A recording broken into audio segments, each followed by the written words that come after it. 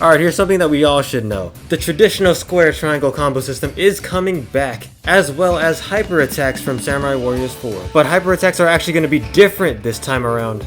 If you actually look closely to Nobunaga here, he's going to go from hyper attacks and transition smoothly into normal attacks, with no hyper attack finishers whatsoever.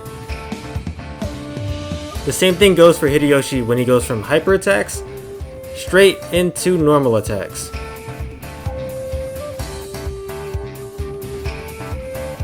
And same thing here with Momochi, no hyper attack finishers and directly into normal attack chain.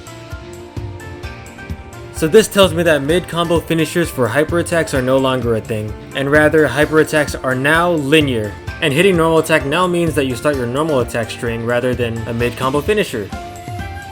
Alright, now ultimate skills. These are equipable instant attacks that have cooldowns and different effects such as stun, recovery, and dashing. Also, the animations will be shared among weapon types such as Hideyoshi and Sena here. But every character will have one exclusive skill to themselves. And this bottom skill right here might be the most useful. This skill will probably replace Spirit Dashing in Samurai Warriors 5.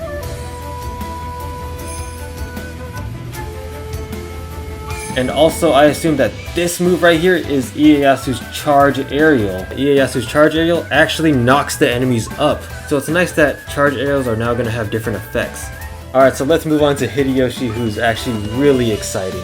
Because Hideyoshi and Sena are the only characters to have their gameplay shown when they have the same clone weapon. Here, in his aerial moveset, in the air, and then his charge aerial is like a Ling Tong spinny thing. Whereas Sena's normal into charge aerial is actually a tornado!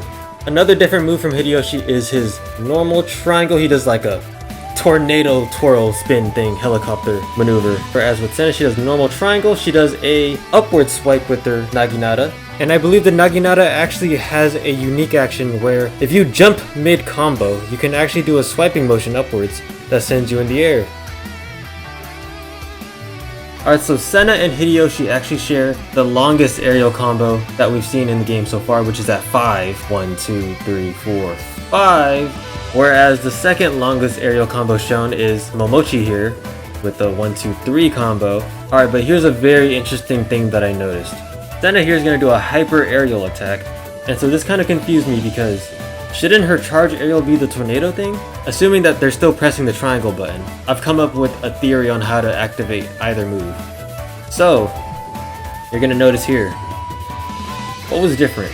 What was different between the activations of the hyper aerial attack and the charge aerial attack? In the charge aerial attack, she goes up, normal charge. That's the difference right there. But if you wanted the hyper aerial attack, you would jump and immediately press triangle. Don't use a normal attack and you go right into a hyper aerial attack. Another small thing that you wouldn't notice is that, boom. Did you see that? Apparently if you guard right when the enemy attacks you, it puts the enemy in a guard break. Alright, and finally let's get to Katsuya Shibata. We only get to see like 30 seconds of his gameplay. It's kind of sad. And we get to see aerial charge attack from Katsuya. So this means that Katsuya and Ieyasu do not have hyper aerial attacks. Alright, well that was pretty much all of the big stuff that I noticed at least. If you felt that I helped you understand Samurai Warriors 5's gameplay a little bit more, leave a like and comment your thoughts on Samurai Warriors 5. And subscribe to your boy, especially if you're a Warriors fan because you're gonna get some good content.